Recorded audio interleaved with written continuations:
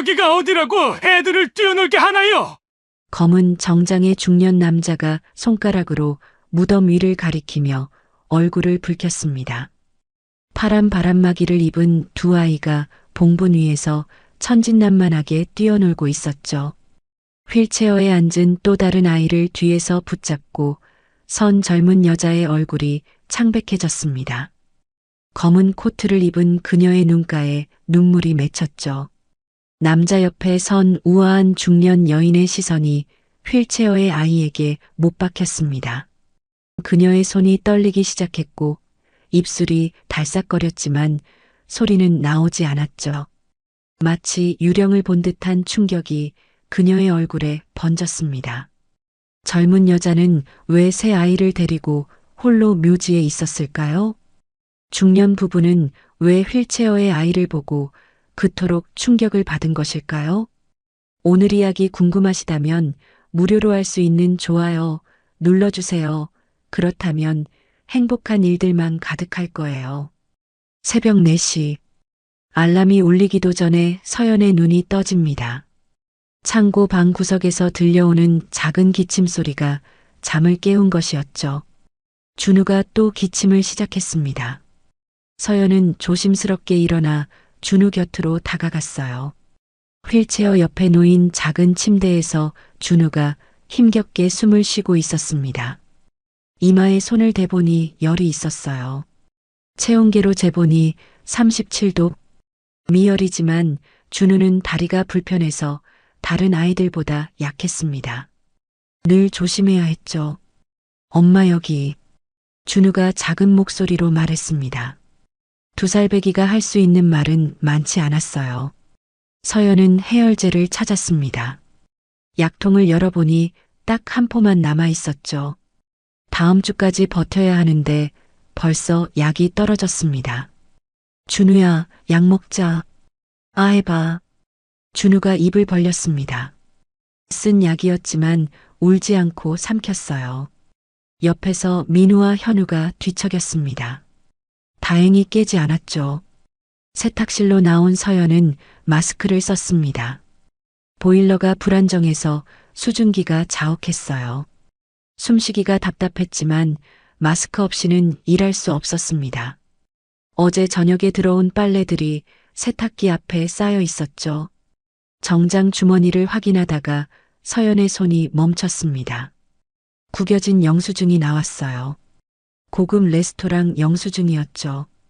20만 원이 넘는 금액이 찍혀 있었습니다. 실수하면 큰일 나. 서연은 영수증을 봉투에 넣어 따로 보관했습니다. 작년에 고객의 중요한 서류를 실수로 세탁해버린 적이 있었어요. 그때 배상금으로 한 달 수입이 날아갔었죠. 세탁기가 돌아가는 동안 서연은 냉장고를 열었습니다. 분유통이 거의 비어 있었어요. 아이들이 아침에 먹을 우유가 부족했죠. 지갑을 열어보니 현금은 10,000원짜리 한 장뿐이었습니다. 서연은 스마트폰을 꺼내 편의점 앱을 열었어요. 포인트가 3,000원 남아 있었습니다. 10,000원과 포인트를 합치면 분유 한 통은 살 수 있을 것 같았죠. 밖으로 나가려는데 발소리가 들렸습니다. 건물주 박상구였어요. 새벽 5시인데 왜 돌아다니는지 모를 일이었죠. 이 시간에도 일하시네요. 박상구의 목소리에는 비아냥이 섞여 있었습니다. 창고방, 원래 사람 못 사는 곳인 거 알죠? 관리 차원에서 사진 좀 찍어야겠네요. 박상구는 스마트폰을 꺼내 창고 방 쪽을 찍기 시작했습니다. 서연의 가슴이 철렁 내려앉았어요. 저 사진들이 퇴거 압박의 증거로 쓰일 게 분명했죠. 편의점에서 분유를 사고 돌아오는 길, 배달 라이더 한 명이 젖은 길에 미끄러져 넘어졌습니다. 서연은 급히 달려가 일으켜 세웠어요. 괜찮으세요? 아, 네. 무릎이 좀. 서연은 세탁소로 안내해 파스와 밴드를 붙여줬습니다.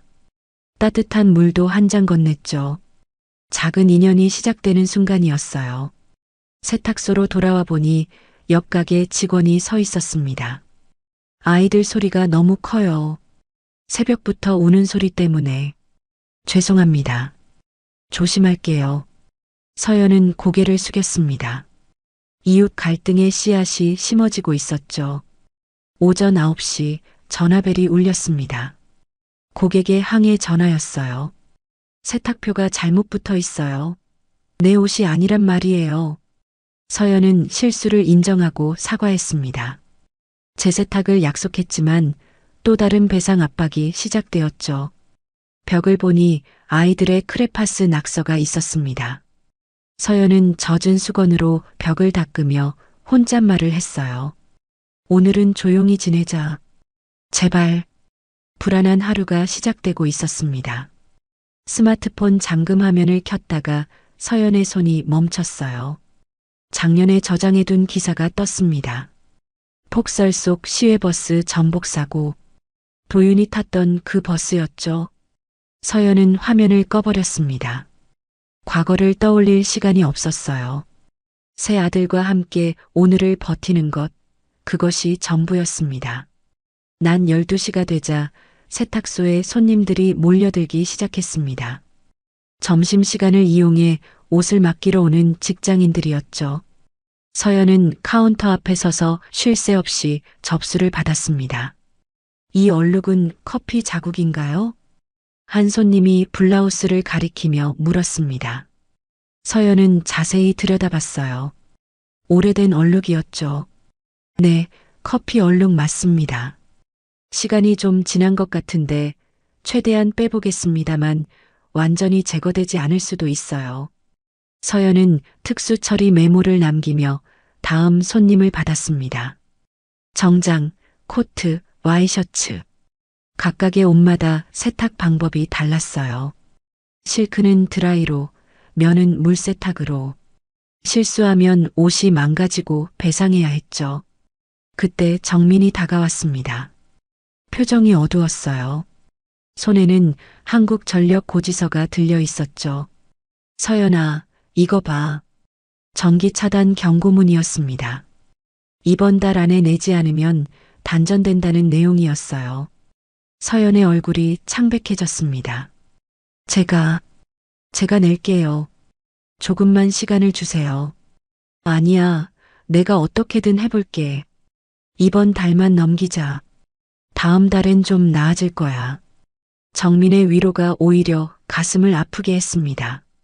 세탁소 주인인 정민도 형편이 어려운 건 마찬가지였으니까요.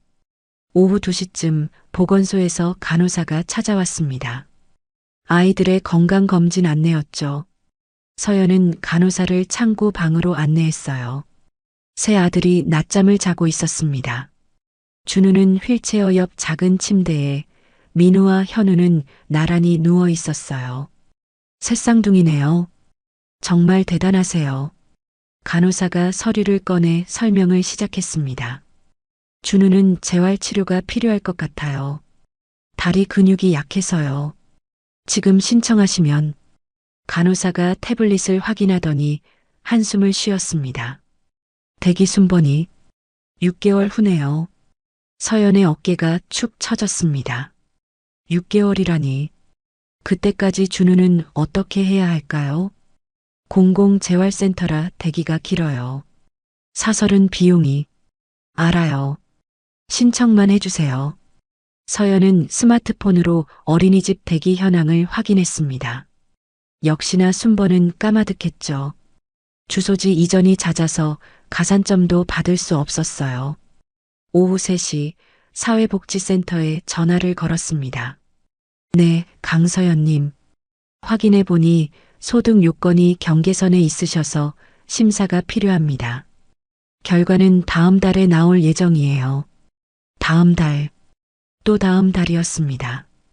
당장 오늘을 버티기도 힘든데 모든 게 다음 달이었어요.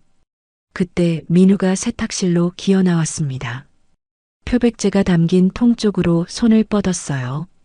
서연은 화들짝 놀라 달려가 민우를 안아 올렸습니다. 안 돼. 위험해.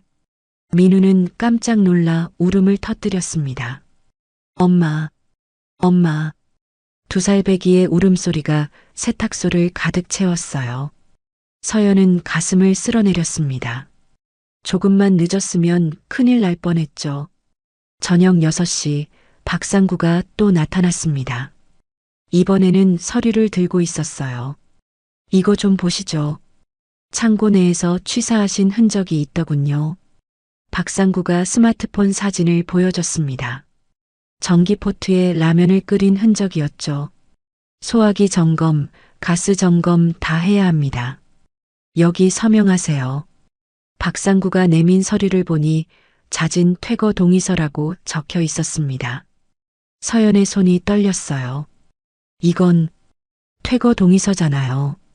아니, 점검 동의서예요. 잘 읽어보세요. 거짓말이었습니다.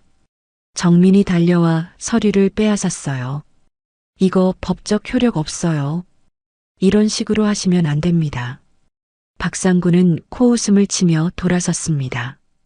애새 키우는 게 얼마나 시끄러운지 다들 불평이 많아요. 조심하시길. 그날 밤 정민이 카카오톡 단체방을 보다가 얼굴이 굳었습니다. 상가 사장들이 서연 이야기를 하고 있었던 거예요.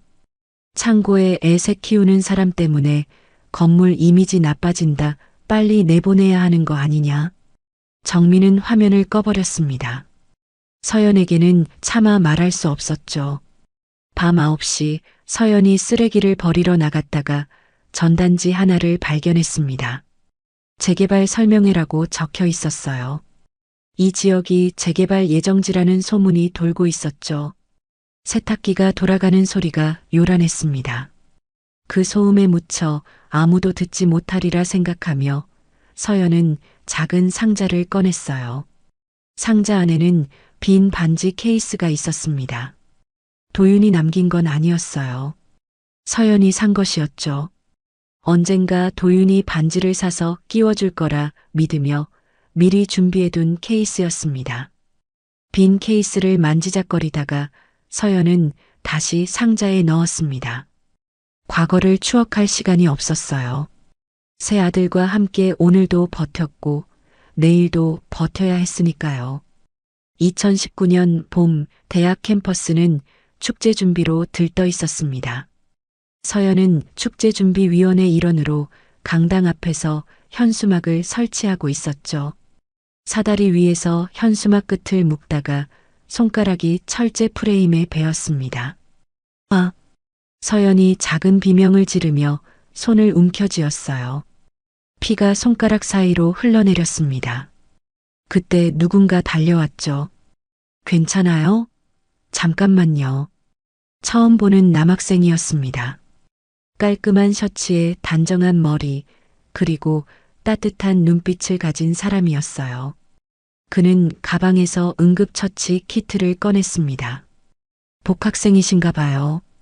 처음 뵙는 것 같은데. 서연이 말했습니다. 남학생은 웃으며 대답했어요. 네, 이도윤이라고 합니다. 유학 다녀와서 이번에 복학했어요. 도윤은 능숙하게 상처를 소독하고 밴드를 붙여줬습니다. 손길이 조심스러우면서도 정확했어요. 서연은 그의 손을 보며 묘한 안정감을 느꼈죠. 봉사동아리 활동하시나 봐요. 응급처치가 능숙하시네요. 네, 의료봉사동아리에 있어요. 별거 아니니까 걱정 마세요. 도윤의 말투는 깔끔했지만 따뜻함이 묻어났습니다.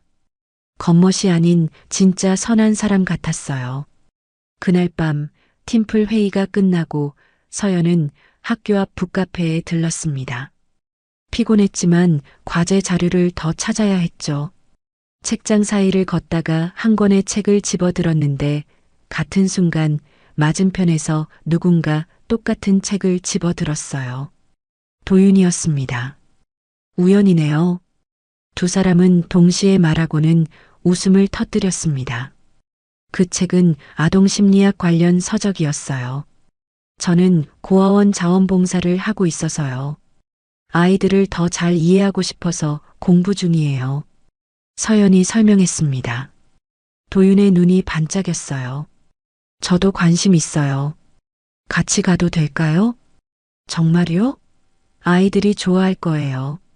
그렇게 두 사람은 함께 고아원 봉사를 시작했습니다. 서연이 아이들과 놀아주는 모습을 카메라에 담고 도윤이 영상을 편집했어요. 동아리 영상제에 출품한 그 작품은 대상을 받았습니다.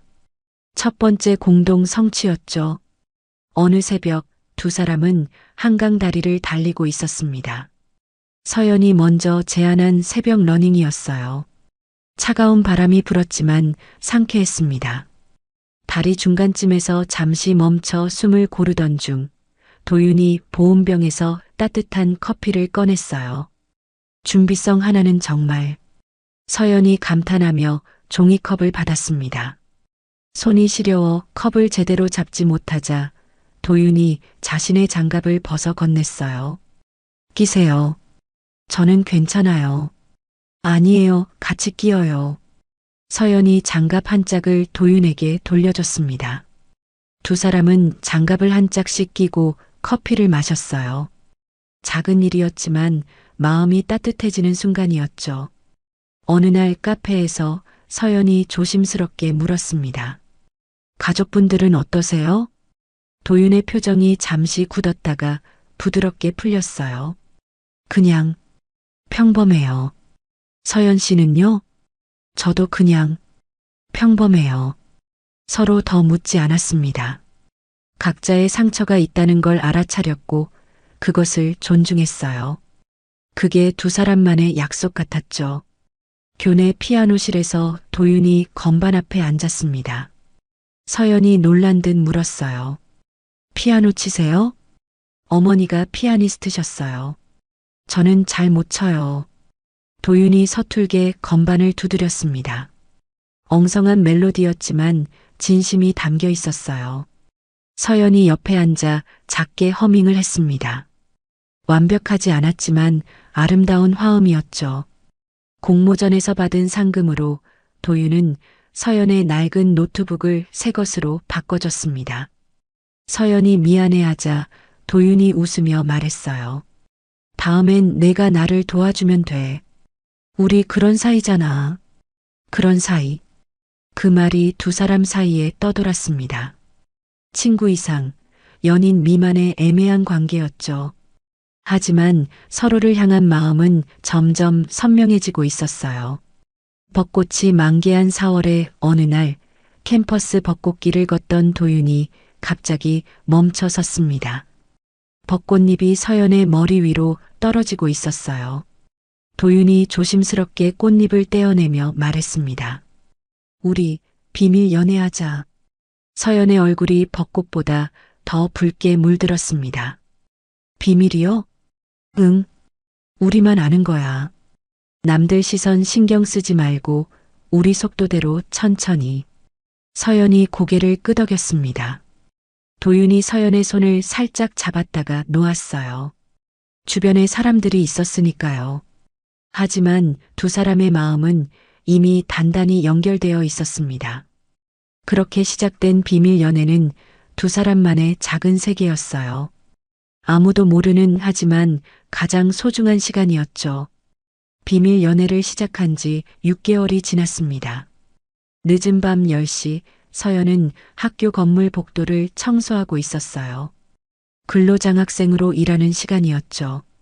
걸레질을 하다가 문득 뒤를 돌아보니 도윤이 서 있었습니다. 깜짝이야. 오빠 왜 여기 있어? 기다렸지. 서연아 혼자 집에 보내고 싶지 않아서. 도윤의 목소리가 따뜻했습니다. 서연은 주변을 둘러봤어요. 다행히 아무도 없었죠. 도윤이 한 걸음 다가왔습니다. 여기 CCTV 사각지대야. 도윤이 서연을 살짝 끌어안았습니다. 짧은 포옹이었지만 서연의 하루 피로가 다 날아가는 것 같았어요. 도윤의 셔츠에서 은은한 비누 향이 났습니다. 고마워. 오빠가 매번 이렇게 기다려줘서. 당연한 거지. 우리 사이인데.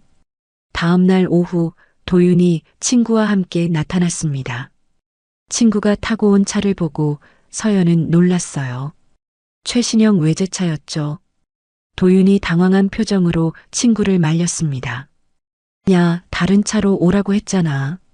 미안, 이것밖에 없어서. 서연 씨, 안녕하세요. 도윤이 친구예요. 친구의 말투도 옷차림도 평범하지 않았습니다. 서연은 그제야 깨달았어요. 도윤이 평범한 집안 사람이 아니라는 것을요. 하지만 내색하지 않고 웃으며 인사했습니다. 일주일 후 서연은 장학금 프레젠테이션을 하고 있었습니다. 심사위원이 질문을 던졌어요. 가족 구성원과 경제 상황에 대해 설명해 주세요. 서연의 얼굴이 굳었습니다. 가족. 그 단어가 가슴을 찔렀어요. 무대 뒤에서 도윤이 손짓으로 응원했습니다. 힘내라는 표정이었죠. 서연은 심호흡을 하고 대답했어요. 저는 혼자 살고 있습니다. 경제적으로 어렵지만 열심히 공부하고 있어요. 비 오는 날 저녁 두 사람은 우산 하나를 나눠 쓰고 걷고 있었습니다. 빗소리가 우산을 두드렸어요. 도윤이 조심스럽게 말을 꺼냈습니다. 서연아, 나중에 우리 부모님께 인사시켜주고 싶은데. 서연의 발걸음이 멈췄습니다. 얼굴에 그늘이 드리웠어요. 오빠, 난 아직 준비가 안 됐어. 오빠 부모님이 날 어떻게 생각하실지. 시간 줄게. 천천히 하자. 도윤이 서연의 손을 살짝 잡았다가 놓았습니다. 주변에 사람들이 있었으니까요. 어느 날 밤 도윤은 혼자 방에서 작은 상자를 들여다보고 있었습니다. 반지 케이스였어요. 아직 비어 있었지만 언젠가 채울 생각이었죠. 때가 오면 서연이한테 꼭 프러포즈할 거야. 도윤의 독백이 조용히 흘렀습니다. 봉사동아리 행사가 있던 날 서연이 아이를 안고 있는 모습을 도윤은 멀리서 바라봤어요. 아이가 서연의 품에서 편안하게 잠들어 있었습니다. 그 모습이 너무나 자연스러웠어요. 도윤의 마음속에 미래의 가족 이미지가 떠올랐죠. 졸업이 다가오면서 두 사람은 진로를 정해야 했습니다. 서연은 대학원 준비를, 도윤은 군 입대를 앞두고 있었어요. 2년이야. 금방 지나갈 거야. 도윤이 위로하듯 말했지만 서연의 표정은 어두웠습니다. 2년이 금방이야? 730일인데. 서연아, 하루하루 세지 마. 더 길게 느껴져. 마지막 학기 사진전이 열렸습니다. 도윤이 찍은 사진들이 전시되어 있었어요. 그 중 하나가 서연의 시선을 끌었습니다. 서연의 뒷모습을 찍은 사진이었죠.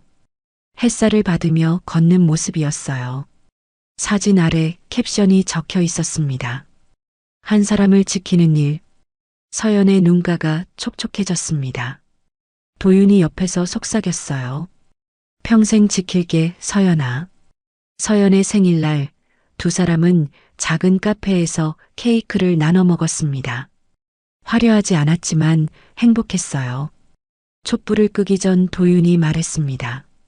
우리 천천히 가자. 서두르지 말고. 응, 천천히. 서연이 촛불을 불었습니다. 연기가 피어올랐어요. 어느 늦은 밤 두 사람은 문 닫힌 피아노실 앞에 있었습니다. 도윤이 열쇠를 꺼냈어요. 음악과 친구에게 빌린 것이었죠. 조용히 문을 열고 들어갔습니다. 도윤이 피아노 앞에 앉았어요. 여전히 서툴렀지만 간단한 멜로디를 연주했습니다. 서연이 옆에 앉아 귓속말로 물었어요. 오빠, 뭐 치는 거야? 우리 노래. 내가 만든 거야. 엉성한 멜로디였지만 진심이 담겨 있었습니다. 연주가 끝나고 도윤이 서연의 귀에 대고 속삭였어요. 제대하면 서연이 먼저 우리 부모님께 데려갈게. 약속해. 서연이 고개를 끄덕였습니다. 두 사람의 약속이 피아노실의 어둠 속에서 조용히 맺어졌어요. 사랑은 깊어지고 있었지만 현실의 벽도 함께 높아지고 있었습니다. 그래도 두 사람은 믿었어요. 사랑이 모든 걸 이겨낼 거라고. 2021년 3월 기차역은 입대하는 젊은이들과 배웅 나온 가족들로 붐볐습니다. 서연은 도윤의 목에 니트 머플러를 둘러주고 있었어요. 군복의 단정함과 부드러운 머플러가 대비를 이뤘죠. 오빠, 추우면 이거라도 생각해. 서연아, 부대에서는 못 쓸 것 같은데. 도윤이 웃으며 말했지만 머플러를 벗지는 않았습니다. 기차가 들어오는 소리가 들렸어요. 이별의 시간이 다가오고 있었죠. 금방 갈게. 2년이면 끝이야. 2년이 얼마나 긴데. 서연의 목소리가 떨렸습니다. 도윤이 서연의 손을 살짝 잡았다가 놓았어요. 주변에 사람들이 많았으니까요. 첫 면회 날이 왔습니다. 부대 면회실은 가족들의 웃음소리와 울음소리로 가득했어요. 서연은 과일과 초코바를 건넸습니다. 짧은 시간이었지만 할 말은 너무 많았죠. 잘 지내? 응, 괜찮아. 서연아, 너는? 나도 잘 지내.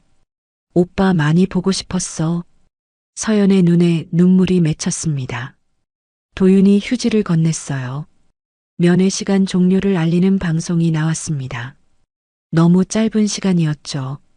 얼마 후 면회 제한 공지가 떴습니다. 훈련과 감염병 때문이었어요. 이제 통화만 가능했죠. 서연은 매일 밤 도윤의 전화를 기다렸습니다.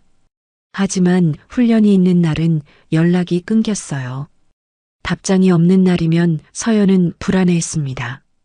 서연은 학업과 아르바이트를 병행했습니다. 밤에는 택배 분류 일을 했어요. 무거운 상자를 나르다 보니 손목이 아프기 시작했습니다. 병원에 가보니 터널 증후군 초기라고 했죠. 일을 좀 줄여야 할 것 같아요. 의사의 말에도 서연은 일을 그만둘 수 없었습니다. 생활비를 벌어야 했으니까요. 어느 날 도윤에게서 편지가 왔습니다. 군대에서 보낸 손편지였어요. 서연아, 잘 지내고 있지? 여기는 춥지만 견딜만해. 제대하면 부모님께 깜짝 인사드리러 갈 거야. 너를 정식으로 소개하고 싶어. 기다려줘서 고마워. 편지를 읽으며 서연은 미소 지었습니다. 도윤이 부모님께 자신을 소개하겠다는 말이 설레면서도 부담스러웠어요. 도윤은 부대에서 민석이라는 동기를 만났습니다. 진중하지만 의리 있는 친구였죠. 민석은 도윤이 힘들 때마다 옆에서 위로해줬어요. 여자친구 보고 싶지? 응, 많이. 나도 그래. 근데 시간은 빨리 가더라. 민석의 위로가 도윤에게 힘이 되었습니다. 온라인에는 도윤에 대한 악성 댓글이 올라왔어요. 재벌 2세가 군대에서 특혜를 받는다는 근거 없는 소문이었죠. 도윤은 상처받았지만 내색하지 않았습니다. 서연이 전화로 위로했어요. 오빠는 오빠야. 남들이 뭐라 해도 나는 알아. 고마워, 서연아. 서연의 목소리에 도윤은 위안을 받았습니다. 야간 훈련 중에 도윤이 발목을 다쳤습니다. 빙판길에서 미끄러진 거였어요. 병원에 입원했다가 일주일 만에 복귀했죠. 서연에게는 붕대감은 발목 사진 한 장만 보냈습니다. 걱정시키고 싶지 않았으니까요. 괜찮아? 응, 별거 아니야. 곧 나을 거야. 도윤은 밝게 말했지만 발목은 꽤 아팠습니다. 제대가 가까워질수록 두 사람의 기대는 커졌어요. 마지막 통화에서 도윤이 말했습니다. 휴가 나오면 먼저 서연이 찾아갈게. 그날 중요한 말 할 거야. 무슨 말? 비밀이야.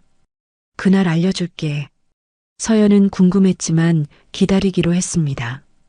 도윤의 목소리에서 설렘이 느껴졌으니까요. 다음 날 날씨 예보를 보니 눈 소식이 있었습니다. 오빠, 눈 소식이 있대. 조심해. 알았어. 서연아도 조심해. 그것이 마지막 통화였습니다. 눈은 예보보다 많이 내렸고 그날 이후 모든 것이 바뀌었어요. 군복무의 시간은 사랑을 더 깊게 만들었지만 운명은 잔인했습니다. 도윤이 휴가를 나온다는 소식을 듣고 며칠이 지났습니다. 서연은 평소처럼 아침 일찍 일어나 커피를 마시려 했어요. 그런데 이상했습니다. 커피 향을 맡자마자 속이 울렁거렸죠. 화장실로 뛰어가 구토를 했습니다. 이상하네. 어제 뭘 잘못 먹었나? 서연은 고개를 갸웃거렸습니다. 하지만 며칠째 같은 증상이 계속되었어요. 특히 아침마다 속이 메스꺼웠죠. 생리도 한 달째 없었습니다. 서연의 마음이 불안해지기 시작했어요. 보건소로 향하는 발걸음이 무거웠습니다. 임신 반응 검사를 받고 의자에 앉아 기다리는 동안 다리가 덜덜 떨렸어요. 의자 다리가 덜컥거리는 소리가 났습니다. 서연이 얼마나 긴장하고 있는지 보여주는 것 같았죠. 강서연 씨, 결과 나왔습니다. 양성이에요. 임신하셨네요. 간호사의 말에 서연은 숨이 막혔습니다. 예상은 했지만 막상 확인하니 머릿속이 하얘졌어요. 도윤의 아이였습니다. 기쁘면서도 두려웠죠. 산부인과로 가서 초음파 검사를 받았습니다. 화면에서 작은 심장 소리가 들렸어요. 쿵쿵쿵. 생명의 소리였습니다. 서연의 눈에 눈물이 맺혔어요. 그런데 의사의 표정이 심상치 않았습니다. 이거 보이시나요? 여기, 그리고 여기, 또 여기. 의사가 화면을 가리켰습니다. 서연은 이해할 수 없었어요. 새쌍둥이입니다. 축하드려요. 새쌍둥이. 그 말이 귓가에 맴돌았습니다. 한 명도 아니고 셋이라니. 서연은 충격에 말을 잃었어요. 기쁨보다는 막막함이 먼저 밀려왔습니다. 집으로 돌아오는 길, 서연은 도윤에게 전화를 걸었습니다. 하지만 면회 제한 공지 때문에 연결되지 않았어요. 문자를 쓰기 시작했습니다. 오빠, 할 말이 있어. 우리 아기가. 하지만 보내지 못했습니다. 지우고 다시 쓰기를 반복했어요. 이런 중요한 소식을 문자로 전하고 싶지 않았죠. 직접 만나서 말하고 싶었습니다. 서연은 작은 공책을 샀습니다. 육아일기를 쓰기 시작했어요. 첫 페이지에 이렇게 적었습니다. 오늘 셋이라고 들었다. 간단한 문장이었지만 그 안에는 복잡한 감정이 담겨 있었습니다. 중고 거래 앱을 켜고 유모차와 아기 옷을 검색했어요. 새쌍둥이용 유모차는 너무 비쌌습니다. 아기 옷도 3벌씩 필요했죠. 계산기를 두드리며 필요한 물품 목록을 정리했습니다. 현실적인 계산이 시작되었어요. 비 오는 밤, 서연은 버스 정류장 의자에 앉아 있었습니다. 빗소리가 지붕을 두드렸어요. 차가운 의자가 등을 적셨지만 일어나지 못했습니다. 머릿속이 복잡했거든요. 혼자라도 키운다. 서연이 작게 중얼거렸습니다. 결의를 다지는 목소리였어요. 도윤이 돌아오지 않더라도 혼자서라도 아이들을 키우겠다는 다짐이었죠. 다음 날 서연은 정민에게 조심스럽게 임신 사실을 알렸습니다. 정민 씨, 저 임신했어요. 새쌍둥이래요. 정민의 눈이 동그래졌습니다. 놀라면서도 걱정스러운 표정이었어요. 세상에, 혼자서 어떻게... 괜찮아요. 제가 해낼게요. 서연의 목소리는 떨렸지만 단호했습니다. 정민은 서연을 안아주었어요. 두 사람은 창고 방 구석의 동선을 다시 짰습니다. 기저귀를 둘 곳, 수유 공간, 아기 침대를 놓을 자리를 정했어요. 좁은 공간이었지만 최대한 효율적으로 배치했죠. 도시가스 검침원이 왔을 때 문제가 생겼습니다. 창고 방에서 취사 흔적을 발견한 거예요. 여기서 요리하시면 안 됩니다. 규정 위반이에요. 검침원이 딱딱하게 말했습니다. 정민이 나섰어요. 제가 책임질게요. 아이들이 있어서 어쩔 수 없었어요. 정민의 간곡한 부탁에 검침원은 그냥 넘어갔습니다. 하지만 언제까지 이렇게 버틸 수 있을지 모르는 일이었죠. 그날 밤 창문 밖으로 첫눈이 내리기 시작했습니다. 하얀 눈송이가 조용히 떨어졌어요. 서연은 창문을 바라보며 복잡한 표정을 지었습니다. 눈은 아름다웠지만 왠지 불길한 느낌도 들었어요. 축복인지 저주인지 알 수 없는 감정이 뒤섞였죠. 배가 조금씩 나오기 시작했습니다. 아직은 티가 나지 않았지만 서연은 알고 있었어요. 곧 모두가 알게 될 거라는 것을. 그리고 도윤이 돌아오기를 간절히 기다렸습니다.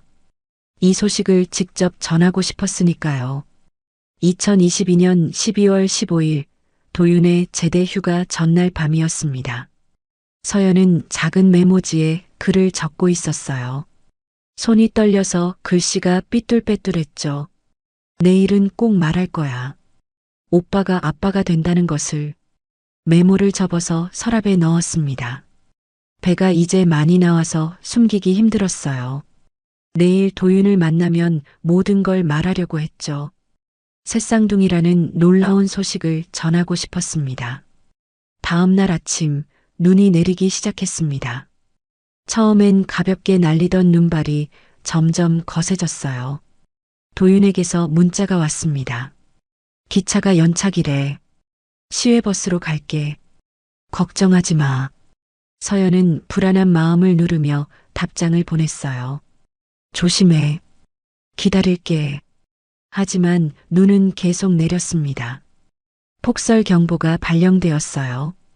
고속도로 전 구간이 통제되기 시작했죠. 서연은 계속 도윤에게 전화를 걸었지만 연결되지 않았습니다. 오후 3시쯤 끔찍한 뉴스가 나왔어요. 시외버스가 빙판길에서 미끄러져 전복되었다는 소식이었습니다. 서연의 심장이 멈추는 것 같았어요. 도윤이 탄 버스 노선과 같았거든요. 서연은 택시를 타고 사고 현장 근처 병원으로 달려갔습니다. 첫 번째 병원, 두 번째 병원, 세 번째 병원. 어디에도 도윤의 이름은 없었어요. 부상자 명단에도 사망자 명단에도 없었습니다. 이도윤이라는 사람 없나요? 군인이에요. 오늘 제대 휴가 나온. 서연의 목소리가 떨렸습니다. 간호사가 고개를 저었어요. 그런 이름은 없네요. 신원 미확인자가 몇 명 있긴 한데 버스에 화재가 나서 일부 탑승자의 신원을 확인할 수 없다고 했습니다. 서연은 그 자리에 주저앉았어요.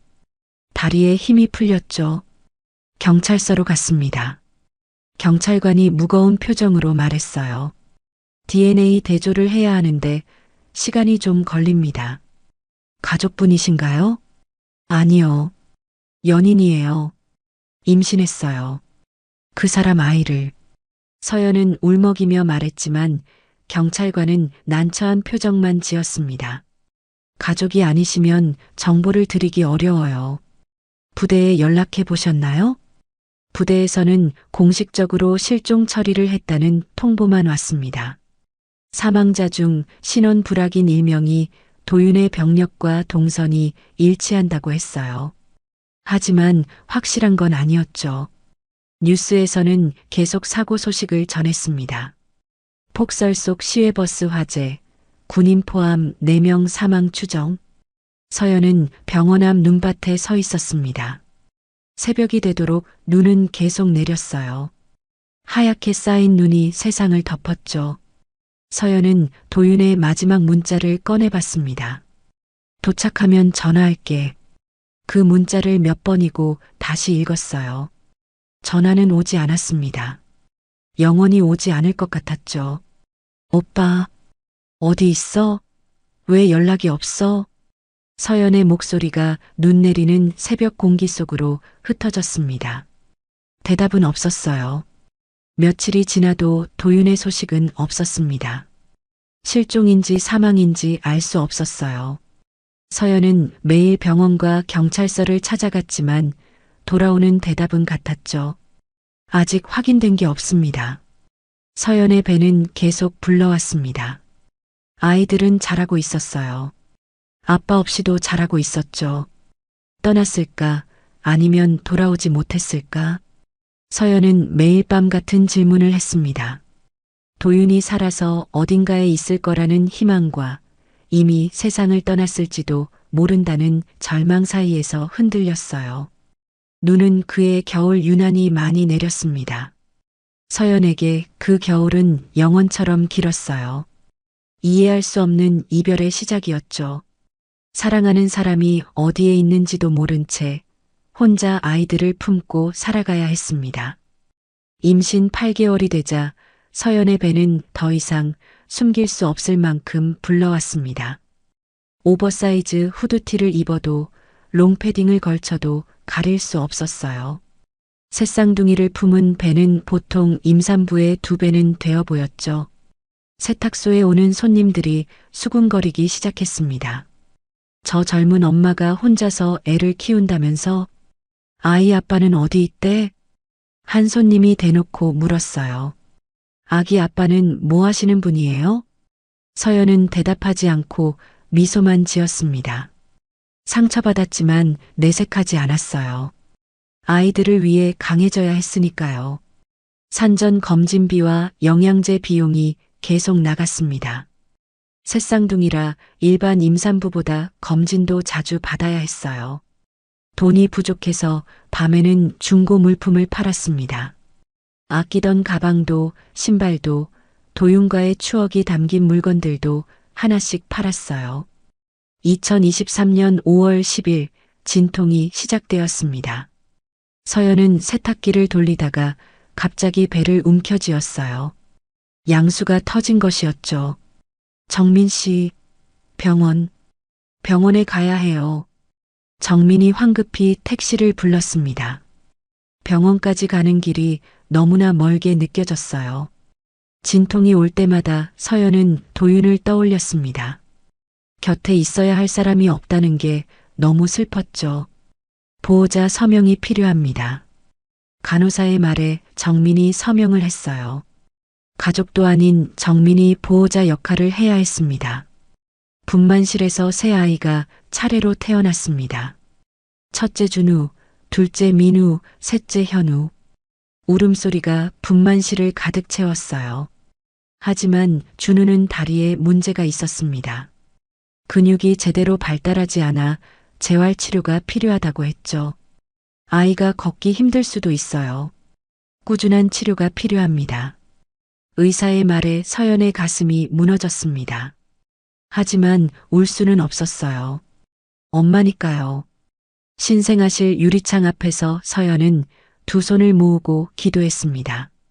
제발 우리 아이들이 건강하게 자라게 해주세요. 눈물이 뺨을 타고 흘러내렸어요. 퇴원 후 창고 방으로 돌아왔습니다.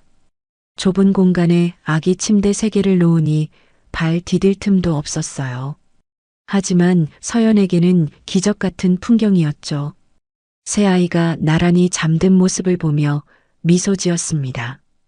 첫날 밤은 지옥 같았어요. 준우가 울면 민우가 따라 울고 민우가 울면 현우가 울었습니다. 번갈아가며 우는 아이들 때문에 서연은 1시간도 제대로 잘 수 없었어요. 기저귀를 갈고 분유를 먹이고 다시 재우기를 반복했죠. 엄마 여기 있어. 울지 마. 서연의 목소리는 쉬어 있었습니다. 체력이 한계에 다다랐어요. 그래도 포기할 수 없었죠. 이웃들의 민원이 시작되었습니다. 밤새 애들 우는 소리 때문에 잠을 못 자겠어요. 복도에 유모차 두지 마세요. 지나다니기 불편해요. 소방법 위반이에요. 신고할 거예요. 서연은 계속 사과했습니다. 고개를 숙이고 또 숙였어요. 하지만 상황은 나아지지 않았죠. 어느 날 밤 서연은 작은 상자를 꺼냈습니다. 그 안에는 빈 반지 케이스가 있었어요. 도윤이 프로포즈 하려고 준비했을지도 모르는, 하지만 영원히 채워지지 않을 케이스였죠. 오빠, 우리 아이들이야. 예쁘지? 빈 케이스를 만지작거리며 서연은 혼잣말을 했습니다. 대답은 없었어요.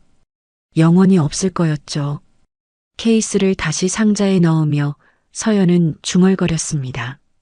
내일 버티자. 오늘만 버티면 돼. 매일 같은 다짐을 했어요. 하루하루 버티는 것. 그것이 서연이 할 수 있는 전부였습니다. 홀로 새 아이를 키운다는 건 상상했던 것보다 훨씬 힘들었어요. 하지만 서연은 포기하지 않았습니다. 아이들이 있었으니까요. 도윤의 흔적이 남아있는 새 아이가 있었으니까요.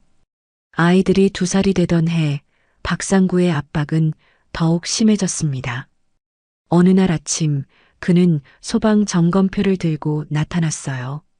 얼굴에는 비열한 미소가 떠올라 있었죠. 이거 보세요. 퇴거 통보서예요. 서연의 얼굴이 창백해졌습니다. 종이를 받아 읽어보니 정말 퇴거 통보서였어요. 1달 안에 나가라는 내용이었죠. 이건 법적 효력이 없어요. 정민이 달려와 서류를 빼앗았습니다. 꼼꼼히 읽어본 정민의 표정이 밝아졌어요. 이건 정식 통보서가 아니에요. 법원 명령도 없고요. 겁주려는 거예요. 박상구의 얼굴이 붉어졌습니다. 계획이 들통난 거였죠. 며칠 후 건물 외벽 보수 공사가 시작되었습니다. 드릴 소리가 요란했어요. 아이들이 놀라서 울기 시작했죠. 준우는 귀를 막고 울었고 민우는 엄마 품에 파고들었습니다. 현우는 이어폰을 끼고 스마트폰의 피아노 앱을 두드리며 스스로를 진정시켰어요. 엄마, 시끄러워. 괜찮아. 곧 끝날 거야. 서연이 아이들을 달랬지만 공사 소음은 계속되었습니다. 박상구는 세입자 회의를 소집했어요. 다른 가게 사장들 앞에서 안전 문제를 거론했죠. 창고에 아이 셋이 살고 있어요. 화재라도 나면 어쩔 겁니까? 우리 모두의 안전을 위해서라도. 다른 세입자들이 수군거리기 시작했습니다. 불안한 표정들이었어요. 박상구의 여론전이 먹혀들고 있었죠. 서연은 공공임대 주택을 알아보러 구청에 갔습니다. 하지만 상담 결과는 절망적이었어요. 대기 기간이 최소 3년은 걸립니다. 순번이 1000명이 넘어요. 서연의 어깨가 축 처졌습니다. 3년. 그때까지 버틸 수 있을까요? 경제적 압박도 심해졌습니다. 아이들이 커가면서 필요한 것들이 늘어났어요. 서연은 야간에도 세탁기를 돌리기 시작했죠. 전기료가 폭탄처럼 불어날 게 뻔했지만 선택의 여지가 없었습니다. 어느 날 정민이 조용히 서연을 불렀어요. 전기료 일부 내가 냈어. 부담 갖지 마. 정민 씨, 어떻게 그럴 수가. 서연의 눈에 눈물이 고였습니다. 미안함과 고마움이 뒤섞였어요. 박상구가 또 찾아왔습니다. 이번엔 사진을 들고 있었어요. 창고방에서 조리하셨죠? 전기포트에 라면 끓인 흔적이 있더군요. 서연은 아무 말도 할 수 없었습니다. 사실이었으니까요. 아이들 이유식을 만들려면 어쩔 수 없었어요. 서연은 유모차를 끌고 구청 민원실을 찾았습니다. 하지만 복잡한 법적 용어들이 쏟아졌어요. 무슨 말인지 하나도 알아들을 수 없었죠. 임차인 보호법에 따르면 명도 소송이, 대항력이. 서연은 고개만 끄덕였지만 이해할 수 없었습니다. 법은 어려웠고 도와줄 사람은 없었어요. 박상구는 건물 매각 가능성을 슬쩍 흘렸습니다. 재개발 루머와 맞물려 불안감이 커졌어요. 세입자들은 더욱 동요했죠. 어느 날 밤 서연은 문틈으로 밀려든 종이를 발견했습니다. 퇴거합의서 사본이었어요. 서연은 그것을 집어들었습니다. 손이 떨렸어요. 이제 그만. 포기하고 싶은 마음이 들었습니다. 하지만 잠든 아이들을 보니 그럴 수 없었어요. 서연은 종이를 갈기갈기 찢었습니다. 안 돼. 포기할 수 없어. 찢어진 종이 조각들이 바닥에 흩어졌습니다. 서연의 눈빛은 단호했어요. 박상구의 그림자가 짙게 드리워졌지만 서연은 굴복하지 않았습니다. 아이들을 위해서라도 버텨야 했으니까요. 매일이 전쟁 같았습니다. 박상구와의 싸움, 경제적 압박, 이웃들의 시선. 모든 것이 서연을 짓눌렀어요. 하지만 서연은 일어섰습니다. 넘어지고 또 일어섰어요. 그것이 엄마였으니까요. 박상구의 압박이 심해지던 어느 날 작은 변화가 시작되었습니다. 동네 피아노 학원 원장이 세탁소 앞을 지나가다가 서연을 보았어요. 원장은 중년 여성으로 따뜻한 눈빛을 가진 사람이었죠. 젊은 엄마가 혼자서 아이 셋을 키우시네요. 원장이 세탁소로 들어왔습니다. 서연은 놀라서 고개를 들었어요. 우리 학원에 놀이방이 있어요. 낮에 한두 시간이라도 아이들 데려오세요. 무료로 봐드릴게요. 서연의 눈이 반짝였습니다. 하지만 곧 시무룩해졌어요. 감사하지만 폐를 끼치고 싶지 않아요. 폐가 아니에요. 저도 혼자 아이 키워봤어요. 얼마나 힘든지 알아요. 원장의 진심 어린 목소리에 서연은 눈물이 났습니다. 누군가 자신의 처지를 이해해준다는 게 너무 고마웠어요. 며칠 후 동네 주민 몇 명이 세탁소를 찾아왔습니다. 손에는 쿠폰을 들고 있었어요. 이거 쓰세요. 혼자서 아이 셋 키우는 거 얼마나 힘든지 알아요. 우리도 다 키워봤잖아요. 힘내세요. 할머니 한 분이 서연의 손을 꼭 잡았습니다. 거친 손이었지만 따뜻했어요. 미혼모라고 손가락질하는 사람들 신경 쓰지 마요. 당신은 훌륭한 엄마예요. 서연은 고개를 숙였습니다. 눈물이 뚝뚝 떨어졌어요. 편견 없이 자신을 바라봐주는 사람들이 있다는 게 위로가 되었죠. 배달 라이더도 찾아왔습니다. 예전에 서연이 도와준 그 사람이었어요. 이거 중고지만 깨끗해요. 아기 의자예요. 라이더가 아기 의자 3개를 내려놓았습니다. 저도 사실 혼자 아이 키워요. 서로 도우며 살아야죠. 같은 처지의 사람들이 서로를 이해하고 도왔습니다. 작은 연대가 만들어지고 있었어요. 정민은 세탁소 블로그를 만들었습니다. 서연의 사진은 빼고 세탁 과정만 올렸어요. 하지만 댓글에는 응원이 가득했죠. 혼자서 아이 셋 키우는 엄마가 운영하는 세탁소래요. 응원합니다. 정성이 느껴져요. 꼭 이용할게요. 주문이 늘어나기 시작했습니다. 사람들의 따뜻한 마음이 실질적인 도움이 되었어요. 어느 날 한 고객이 분실물을 찾으러 왔습니다. 지갑이었어요. 서연이 보관하고 있던 것을 돌려주자 고객이 놀랐습니다. 요즘 이런 정직한 사람이 어디 있어요. 혼자서 아이들 키우느라 힘드실 텐데. 고객은 사례금을 놓고 갔습니다. 서연이 거절했지만 막무가내였어요. 아이들 분유값이라도 보태세요. 서연은 봉투를 들고 울었습니다. 세상이 차갑기만 한 건 아니었어요. 밤이 되면 서연은 세제 제조법을 공부했어요. 아이들이 잠든 후가 유일한 공부 시간이었죠. 엄마 뭐해? 준우가 휠체어에서 눈을 비비며 물었습니다. 준우야 자자. 엄마 이래. 엄마 아파? 2살짜리의 짧은 걱정이었지만 서연의 가슴을 울렸습니다. 아니야. 엄마 안 아파. 서연이 준우를 다시 재우고 책을 펼쳤습니다. 친환경 세제로 차별화를 만들어야 했어요. 박상구는 이 모든 분위기가 못마땅했습니다. 홍보 다 소용없어요. 재개발되면 끝이야. 하지만 이제 아무도 그의 말에 동조하지 않았어요. 오히려 다른 상인들이 서연을 감쌌습니다. 미혼모가 뭐 어때서요? 열심히 사는데. 애들 엄마 괴롭히지 마세요. 박상구는 뜻밖의 반발에 당황했습니다.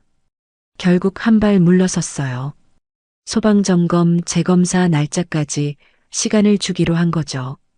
그날 밤 서연은 벽에 걸린 달력을 봤습니다. 빨간 동그라미가 쳐진 날짜가 있었어요. 도윤의 3주기였습니다. 오빠, 사람들이 도와줘. 우리 혼자가 아니야. 서연이 달력을 보며 속삭였습니다. 미혼모라는 꼬리표가 따라다녔지만 그것이 서연을 규정하지는 않았습니다. 서연은 엄마였고 생활인이었고 이웃이었어요. 사람들이 그것을 알아봐주기 시작했죠. 버티는 날들 속에서 작은 연대가 만들어지고 있었습니다. 혼자가 아니라는 것, 이해하는 사람들이 있다는 것, 도움의 손길이 있다는 것. 그것이 서연에게 힘이 되었어요. 도윤의 3주기가 다가온 날, 서연은 마음을 다잡았습니다. 아이들과 함께 묘소에 가기로 결심한 거예요. 새벽부터 준비를 시작했죠. 서연은 아이들 옷을 파란색 바람막이로 맞춰 입혔습니다. 검은 정장은 너무 무거워 보였어요. 아이들이 무서워하지 않길 바라는 마음이었죠. 준우의 휠체어 바퀴를 깨끗이 닦았습니다. 묘지 가는 길이 험할 테니 미리 점검했어요. 엄마 어디가? 민우가 물었습니다. 2살짜리의 짧은 질문이었어요. 아빠 보러 가. 아빠? 민우가 고개를 갸웃거렸습니다. 아빠라는 단어를 아직 이해하지 못했어요. 서연의 가슴이 아팠지만 미소를 지었습니다. 정민이 간식과 따뜻한 물병을 준비해줬어요. 작은 메모도 함께였죠. 마음이 흔들리면 돌아와. 무리하지 마. 서연은 메모를 주머니에 넣었습니다. 정민의 따뜻한 마음이 느껴졌어요. 버스를 2번 갈아타고 마을버스까지 타야 했습니다. 갈아탈 때마다 사람들이 휠체어를 들어주기도 했고 무관심하게 지나치기도 했어요. 파란 바람막이를 입은 새 쌍둥이를 보며 미소 짓는 사람도 있었죠. 쌍둥이예요? 한 아주머니가 물었습니다. 새 쌍둥이예요. 어머, 대단하네요. 혼자서 키우기 힘드시겠어요. 서연은 그저 웃으며 고개를 끄덕였습니다. 묘지에 도착했습니다. 평일 오후라 사람이 거의 없었어요. 바람소리와 아이들의 목소리만 들렸죠. 서연은 비석을 닦을 휴지를 꺼냈습니다. 정성스럽게 닦았어요. 길가에서 꺾어온 들꽃 한 줌을 놓았습니다. 화려하지 않았지만 진심이 담겨 있었죠. 아빠. 현우가 비석을 가리키며 말했습니다. 파란 바람막이가 바람에 펄럭였어요. 아빠가 뭔지도 모르면서 따라하는 거였죠. 서연의 눈에 눈물이 맺혔습니다. 묘지 관리인이 멀리서 지나갔어요. 서연에게 가볍게 목례를 하고 사라졌습니다. 서연이 머뭇거리다가 작은 절을 했어요. 눈물방울이 돌 위에 떨어졌습니다. 뚝뚝. 조용한 소리였지만 마음속에서는 폭포처럼 쏟아지고 있었죠. 민우와 현우가 묘비 주변을 뛰어다니기 시작했습니다. 호기심 가득한 눈으로 주변을 탐색했어요. 그러다가 옆 무덤의 봉분을 발견했습니다. 잔디로 덮인 작은 언덕 같았죠. 엄마, 여기 뭐야? 민우가 물었습니다. 서연이 대답하기도 전에 2 아이는 봉분 위로 올라갔어요. 부드러운 잔디가 신기했나 봅니다. 깔깔거리며 뛰어놀기 시작했죠. 준우는 휠체어에 앉아 형제들을 바라봤습니다. 박수를 치며 웃었어요. 파란 바람막이를 입은 세 아이가 각자의 방식으로 이 낯선 공간을 받아들이고 있었습니다. 이제 그만 놓아주자. 서연은 마음속으로 다짐했습니다. 도윤에 대한 미련을 놓아주려 했어요. 하지만 발이 떨어지지 않았습니다. 아직은 보낼 수 없었어요. 스마트폰을 꺼내 도윤의 음성 파일을 재생했습니다. 예전에 녹음해둔 통화 내용이었어요. 서연아, 사랑해. 하지만 잡음만 들렸습니다. 시간이 지나 파일이 손상된 거였어요. 도윤의 목소리는 이제 기억 속에만 남아 있었죠. 서연이 아이들을 모으려는데 멀리서 검은 세단이 보였습니다. 언덕길을 조용히 올라오고 있었어요. 고급차였죠. 이런 한적한 묘지에 누가 오는 걸까요? 차가 가까워질수록 서연의 심장이 빨리 뛰기 시작했습니다. 왜인지 모르게 불안했어요.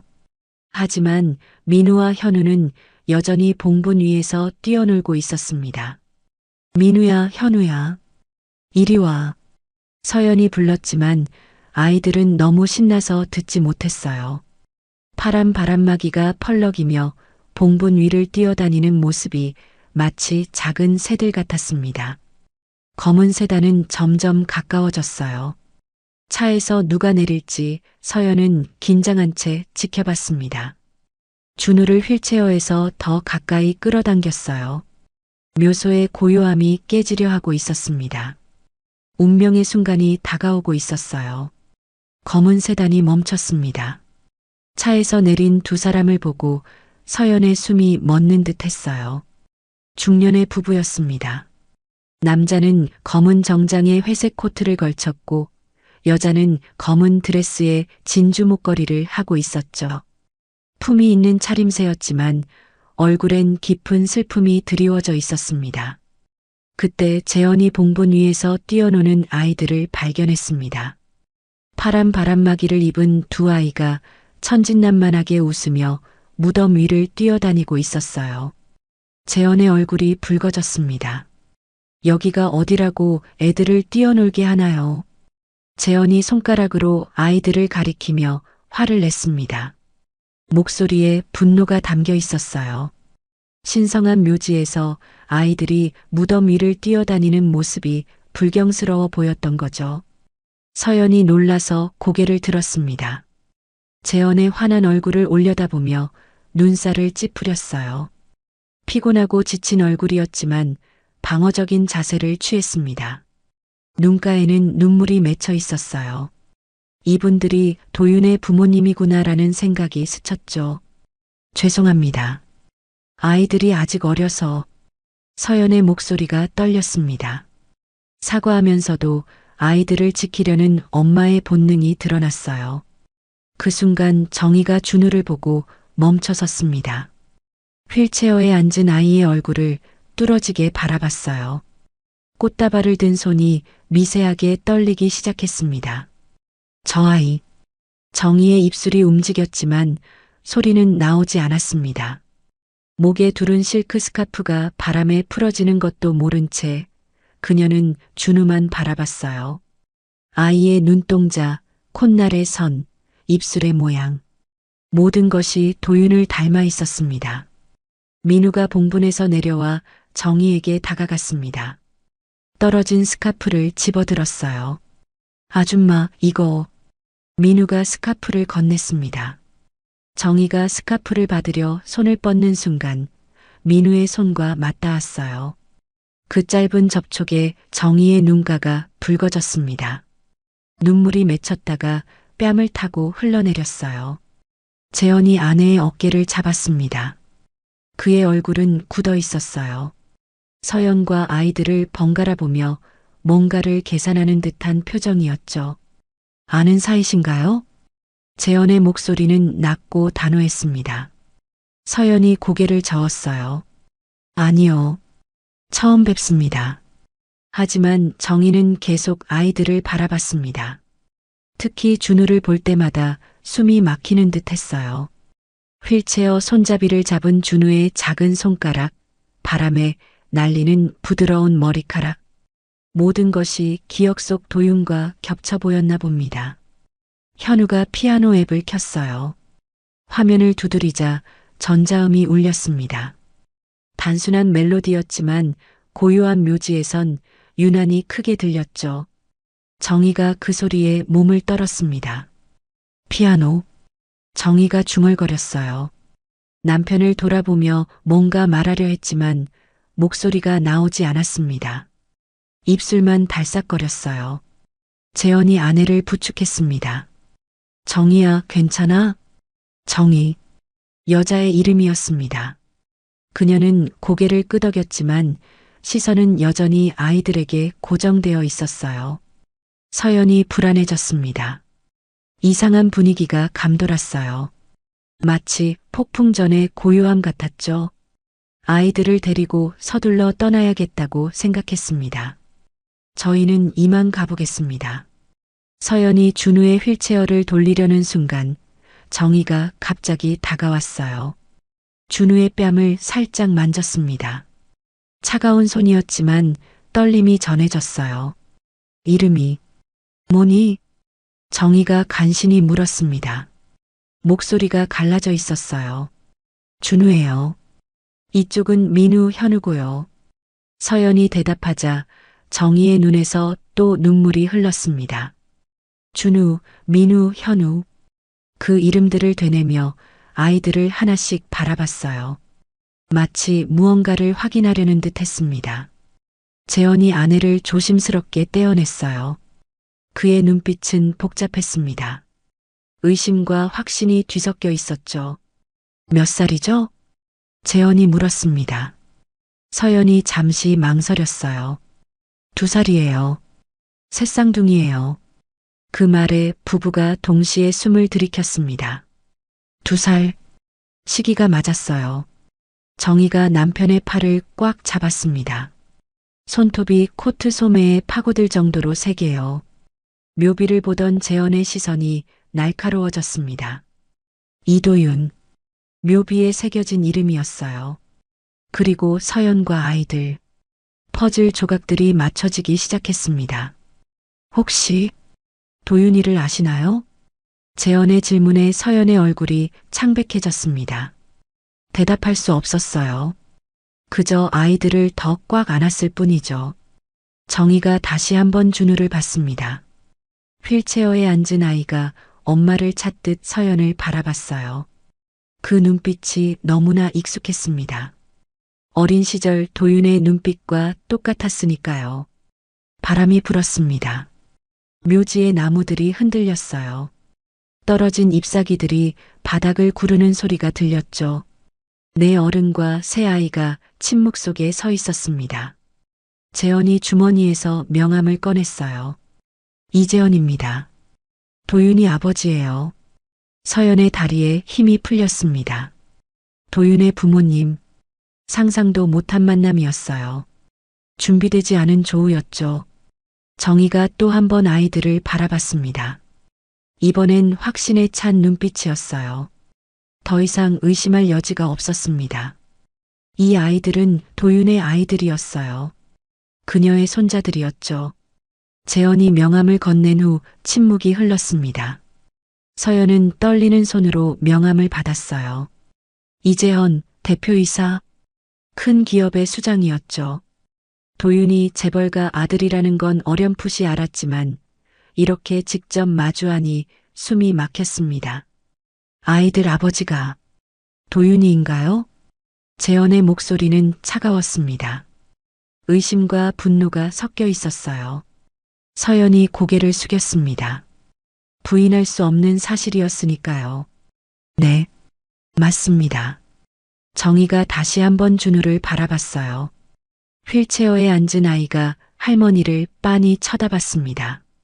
그 순간 정희의 입술이 떨렸어요. 뭔가 말하려 했지만 여전히 소리는 나오지 않았습니다. 재현이 주머니에서 스마트폰을 꺼냈어요. 증명이 필요합니다. DNA 검사를 해야겠어요. 서연의 얼굴이 하얗게 질렸습니다. 검사를 거부할 이유는 없었지만 그 과정이 두려웠어요. 아이들이 상처받을까봐 걱정됐죠. 검사는 아이들이 무서워할 텐데 간단한 구강상피 채취예요. 아프지 않습니다. 재현의 말투는 사무적이었습니다. 감정을 억누르고 있는 게 분명했어요. 다음 날 병원에서 검사가 진행됐습니다. 간호사가 면봉으로 아이들 입안을 살짝 문질렀어요. 민우가 울음을 터뜨렸고 현우도 따라 울었습니다. 준우는 휠체어에서 불안하게 엄마를 찾았어요. 엄마, 무서워. 괜찮아, 준우야. 금방 끝나. 서연이 아이들을 달랬지만 마음이 아팠습니다. 정희가 복도에서 그 모습을 지켜봤어요. 아이들이 우는 소리에 눈가가 붉어졌지만 여전히 말은 하지 못했습니다. 검사 결과를 기다리는 일주일이 지옥 같았어요. 재현은 매일 전화로 확인했고 정희는 몰래 세탁소 근처를 서성였습니다.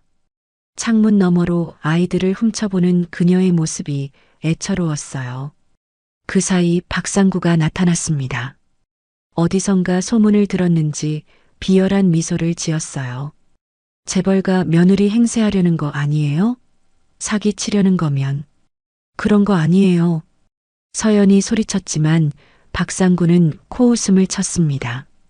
증거 사진 다 찍어뒀어요. 묘소에서 만난 것도 병원 간 것도 언론에 제보하면. 서연의 다리가 떨렸습니다. 이런 식으로 소문이 퍼지면 아이들이 상처받을 게 뻔했어요. 정민이 달려와 박상구를 막아섰습니다. 뭐 하는 거예요? 애들 엄마 괴롭히지 마세요. 내가 언제? 그냥 사실 확인하는 거지. 박상구가 능글맞게 웃으며 사라졌습니다. 하지만 그의 위협은 계속됐어요. 온라인 커뮤니티에 글을 올리기 시작했죠. 미혼모가 재벌가 사기친다는 제목으로요.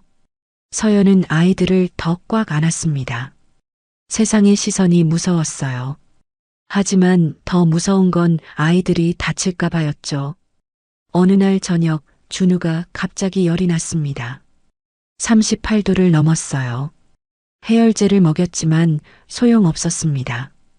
휠체어에 앉은 채로 힘없이 축 늘어졌어요. 엄마, 아파. 준우의 목소리가 가늘게 떨렸습니다. 서연이 급히 병원으로 데려갔어요. 응급실에서 의사가 심각한 표정으로 말했습니다. 폐렴 초기 증상이에요. 입원해야 합니다. 서연의 가슴이 철렁 내려앉았어요. 입원비가 걱정됐지만 준우를 살려야 했습니다. 정희가 병원 소식을 듣고 찾아왔어요. 병실 문 앞에서 망설이다가 조용히 들어왔습니다. 준우가 산소 마스크를 쓰고 누워있는 모습을 보자 그녀의 눈에서 눈물이 흘렀어요.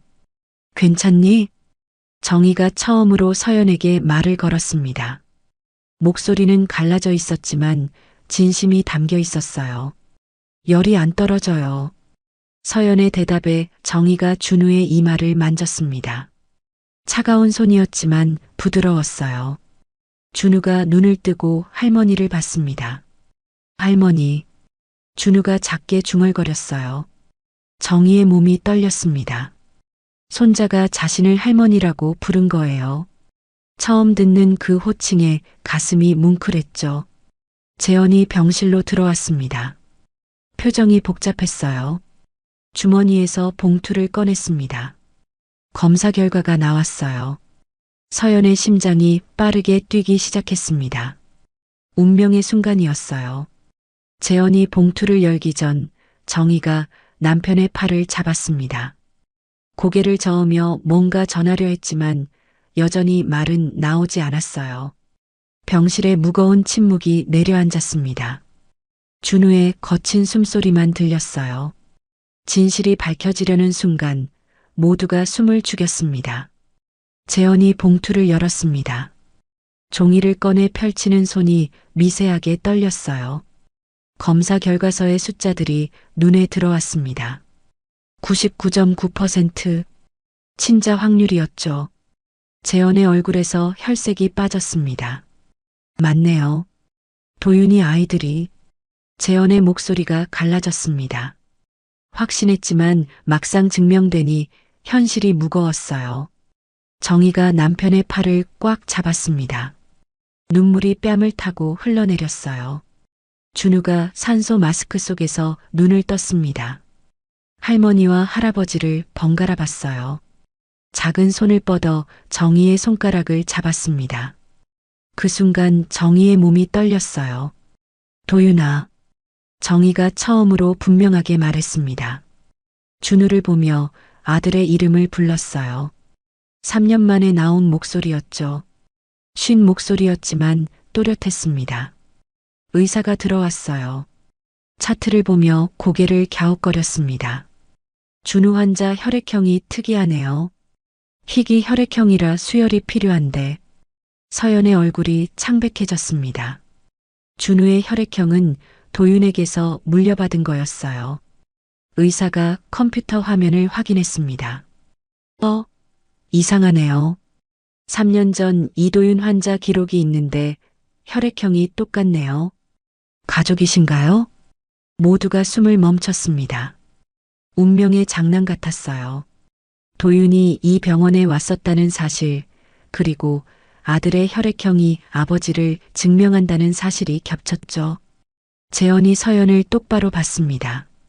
이제 의심의 여지가 없었어요. 왜 연락하지 않으셨어요? 우리가 손자들인 줄 알았다면. 어떻게 연락해요? 도윤 씨가 돌아가셨는데 재벌가에 혼자 찾아가서 뭐라고 해요? 서연의 목소리가 떨렸습니다. 억울함과 서러움이 뒤섞였어요. 정희가 일어섰습니다. 비틀거리며 준우에게 다가갔어요. 산소 마스크를 쓴 아이의 뺨을 어루만졌습니다. 미안해. 할머니가 너무 늦었구나. 정희의 목소리가 점점 선명해졌습니다. 마치 준우가 열쇠가 된 것처럼 닫혔던 목소리가 열렸어요. 민우와 현우가 병실로 들어왔습니다. 정민이 데려온 거였어요. 두 아이가 형을 보고 달려왔죠. 형아 아파? 민우가 물었습니다. 정희가 민우를 봤어요. 도윤의 어릴 적 모습이 또 보였습니다. 현우는 피아노 앱을 켜서 조용한 멜로디를 연주했어요. 병실에 잔잔한 전자음이 울렸습니다. 이 아이는 피아노를 좋아하는구나. 정희가 현우를 보며 미소 지었습니다. 도윤도 피아노를 좋아했으니까요. 비록 잘 치지는 못했지만요. 재현이 서연에게 다가왔습니다. 잠시 망설이다가 입을 열었어요. 서연 씨, 이제부터라도 우리가 돕겠습니다. 아이들은 우리 손자니까요. 저는 아이들 아빠 없이도 잘 키울 수 있어요. 서연이 고개를 들었습니다. 자존심이 상했지만 아이들을 위해서는 도움이 필요했어요. 정희가 서연의 손을 잡았습니다. 따뜻한 손이었어요. 혼자가 아니에요. 이제 우리가 가족이에요. 서연 씨가 허락해 주신다면 저희 집으로 오시면 어떨까요? 정희의 목소리는 조심스러웠습니다. 강요가 아닌 제안이었어요. 집이 넓어서 아이들이 뛰어놀 수 있어요. 준우는 1층에서 생활하기 편할 거고 휠체어 경사로도 설치할게요. 재현이 덧붙였습니다. 현우가 피아노를 좋아하니 연습실도 쓸 수 있고요. 물론 서연 씨가 부담스러우시면 저는 생각해 볼게요. 서연이 망설이며 대답했습니다. 너무 갑작스러운 제안이었어요. 간호사가 들어왔습니다. 준우 환자 열이 내렸어요. 내일이면 퇴원 가능할 것 같습니다. 모두가 안도의 한숨을 쉬었습니다. 준우가 산소 마스크를 벗고 웃었어요. 할머니, 할아버지, 2살짜리가 처음으로 제대로 부른 호칭이었습니다. 정희와 재현의 눈에 눈물이 맺혔어요. 박상구의 소문은 이미 퍼져 있었습니다. 하지만 이제 상관없었어요. 진실이 밝혀졌으니까요. 재현이 스마트폰을 꺼냈습니다. 그 건물주 문제는 제가 법적으로 처리하겠습니다. 서연 씨와 아이들을 괴롭힌 대가를 치르게 할게요. 재현의 목소리에 단호함이 묻어났습니다. 정희가 현우의 피아노 앱소리에 맞춰 손가락을 움직였습니다. 피아니스트였던 그녀의 손가락이 공중에서 춤을 췄어요. 현우야, 할머니가 진짜 피아노 가르쳐 줄까? 현우가 눈을 반짝였습니다. 고개를 끄덕였어요. 서연이 조심스럽게 물었어요.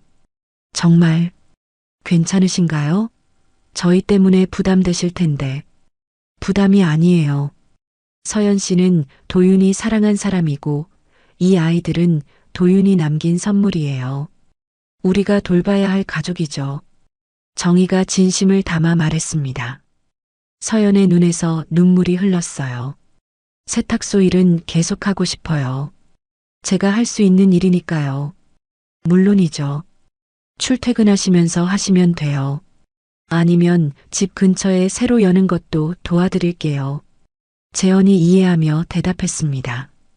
병실 창밖으로 저녁 노을이 비쳤습니다. 붉은 빛이 6사람을 감쌌어요.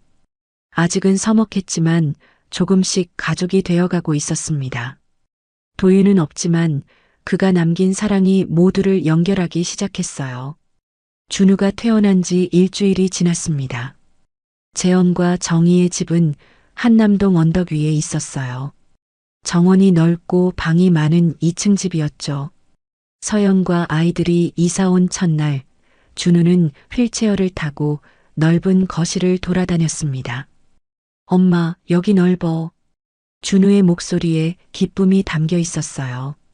창고 방에서는 휠체어를 제대로 움직일 수도 없었는데 이제는 자유롭게 다닐 수 있었죠. 정희가 피아노실로 안내했습니다. 그랜드 피아노가 햇살을 받아 반짝였어요. 현우가 눈을 반짝이며 피아노에 다가갔습니다. 작은 손가락으로 건반을 눌렀어요. 맑은 소리가 울렸죠. 할머니, 이거 진짜 피아노야? 그럼. 이제부터 현우가 연습할 피아노야. 정희가 현우 옆에 앉았습니다. 손가락 자세를 잡아주며 도레미를 가르쳤어요. 현우는 금세 따라했습니다. 재능이 있었죠. 박상구가 세탁소에 찾아왔습니다. 얼굴이 창백했어요. 재현의 변호사에게서 내용 증명을 받은 거였죠. 서연 씨, 제가 실수했어요. 용서해 주세요. 박상구가 고개를 숙였습니다. 재벌가의 힘을 실감한 거였어요. 서연은 담담하게 대답했습니다. 이제 와서 사과해도 늦었어요. 법적으로 처리하시죠. 박상구는 떨리는 손으로 봉투를 내밀었어요. 그동안 부당하게 받은 관리비를 돌려주려는 거였죠. 하지만 서연은 받지 않았습니다. 필요 없어요. 변호사님께 맡겼으니까요. 정민의 세탁소는 언론에 소개되었습니다. 가정 돌봄 지원 세탁소로 선정된 거였어요. 주문이 폭주했죠. 정민이 서연에게 제안했습니다. 같이 일하자. 정식 직원으로. 정말요?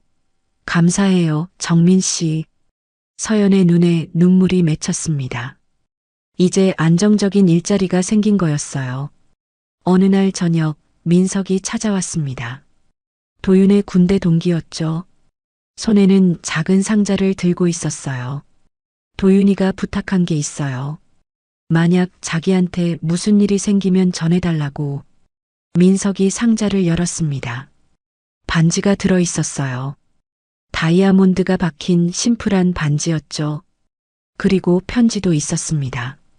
서연이 떨리는 손으로 편지를 펼쳤어요. 도윤의 글씨였습니다. 서연아, 이 편지를 읽고 있다면 내가 약속을 못 지킨 거겠지. 미안해. 휴가 나가면 프로포즈 하려고 했어. 부모님께도 당당하게 소개하고 싶었어. 우리 아이 낳고 행복하게 살고 싶었는데. 사랑해. 영원히. 서연의 눈물이 편지 위로 떨어졌습니다. 도윤도 준비하고 있었던 거예요. 프로포즈를, 결혼을, 미래를. 정희가 서연의 어깨를 감쌌습니다. 이제 우리가 가족이에요. 서연 씨가 불편하지 않다면 며느리라고 불러도 될까요? 어머님. 서연이 정희를 부르자 정희의 눈에서도 눈물이 흘렀어요. 3년 만에 듣는 그 호칭이 가슴을 울렸죠. 재현이 준우의 재활치료 일정표를 가져왔습니다. 최고의 병원에 예약했어요. 준우가 걸을 수 있을 거예요. 감사합니다, 아버님. 서연이 고개를 숙였습니다. 재현이 부드럽게 웃었어요. 고맙긴요. 우리가 고마워해야죠. 혼자서 아이들을 이렇게 잘 키워줘서. 새벽 4시 서연은 습관적으로 일어났습니다. 세탁소에서의 버릇이었죠. 거실로 나오니 정희가 피아노 앞에 앉아 있었어요. 조용히 건반을 누르고 있었습니다. 못 주무셨어요? 도윤이 생각이 나서요. 어릴 때 이 시간에 자주 깼거든요. 정희가 피아노 의자를 두드렸습니다. 서연이 옆에 앉았어요. 도윤이가 작곡한 멜로디가 있어요. 서툴지만 정희가 연주를 시작했습니다. 단순하지만 아름다운 선율이었어요. 도윤이 서연을 생각하며 만든 곡이었죠. 현우가 일어나 거실로 나왔습니다. 피아노 소리에 이끌린 거였어요. 할머니와 엄마 사이에 끼어 앉았습니다. 작은 손으로 건반을 따라 쳤어요. 이거 아빠 노래야? 현우가 물었습니다. 정희가 고개를 끄덕였어요. 그래. 아빠가 엄마 생각하며 만든 노래야. 민우와 준우도 일어났습니다. 온 가족이 거실에 모였어요. 새벽의 고요 속에서 피아노 소리만 울렸습니다. 서연이 창밖을 바라봤습니다. 동이 트고 있었어요. 새로운 하루가 시작되는 거였죠. 사랑은 떠나도 남는 거구나. 서연이 속삭였습니다.